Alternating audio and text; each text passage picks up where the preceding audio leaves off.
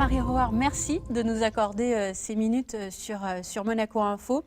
Vous êtes notre invité de la semaine, car justement, la semaine a été marquée pour vous par cette conférence que vous donniez au cœur de l'hôtel Hermitage avec la Monaco Méditerranée Foundation, de la tragédie des Russes blancs à Jean d'Ormesson. Alors, toute première question, comment s'est fait justement le choix de cette thématique?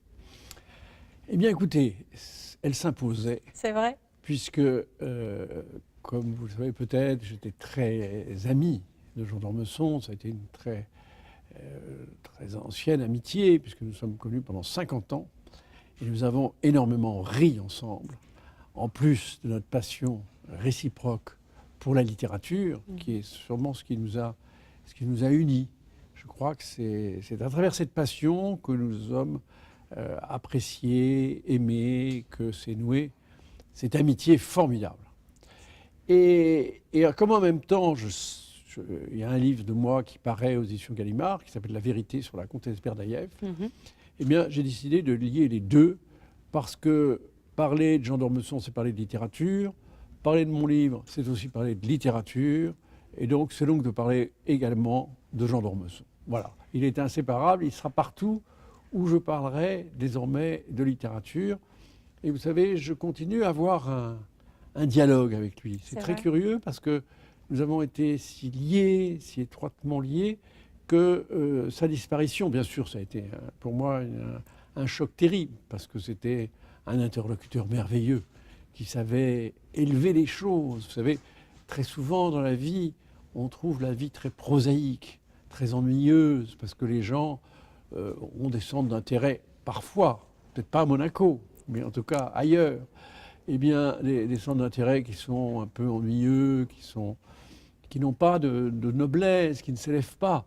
Et avec Jean d'Ormesson, en permanence, il y avait une forme d'élévation, je dirais même de spiritualité, mais de spiritualité gaie. Voilà. Il y avait beaucoup de gaieté et beaucoup d'élévation. C'est vrai qu'on se souvient et de son élégance et de son sourire, aussi, quand on se remémore son visage. Est-ce qu'il y a justement aussi peut-être une œuvre, un livre qui vous ont particulièrement marqué de Jean d'Ormesson? Vous savez, moi, j'ai lu bien sûr tous ses livres, et depuis très longtemps, puisque moi, je l'ai connu au moment de ses premiers livres, Un amour pour rien, Les illusions de la mer. Et je veux dire, il y a bien sûr le très grand livre de Jean d'Ormesson, qui est Au plaisir de Dieu, mais il y a aussi ce livre que j'aime beaucoup, qu'il a écrit sur Chateaubriand, Mon dernier rêve sera pour vous, qui est une sorte d'autobiographie en creux de Jean d'Ormesson lui-même. Je crois qu'il s'est identifié à Chateaubriand, cet homme entre deux mondes. Et lui aussi était un homme entre deux mondes, entre le monde de la tradition, le monde du passé, et en même temps ce monde de la méritocratie, dans lequel, ce monde républicain, dans lequel il s'est illustré et où il a montré autant de talent et de lumière. Et en même temps, vous savez, je crois qu'avec sa disparition, c'est la fin d'un monde. C'est vrai. Il y a un monde qui disparaît. L'hommage qu'on lui a rendu, il me semble, par son intensité, qui a été rendue aussi bien par le président de la République, mais aussi par l'opinion. Emmanuel Macron. Oui. Par l'opinion, je crois que les gens se sont aperçus qu'avec Jean d'Ormesson, c'était quelque chose qui dépassait Jean d'Ormesson, qui disparaissait. C'était la littérature, une forme de littérature, d'humanisme, et en même temps ce raffinement de toute une société qui n'avait plus sa place dans cette mondialisation féroce qui nous a envahis. Alors là, il est question de Jean d'Ormesson. Et ces Russes blancs vous ont toujours fasciné également? Oui, ça fait très longtemps que je m'intéresse à cette question des Russes blancs, puisque j'avais écrit une pièce de théâtre sur Gorky, qui avait été joué à l'Espace Cardin avec Roger Planchon et Marie-Christine Barrault. Et donc, c'était le débat de Gorky pour son retour en URSS. J'avais moi-même rencontré Nina Berberova, que j'avais interviewée.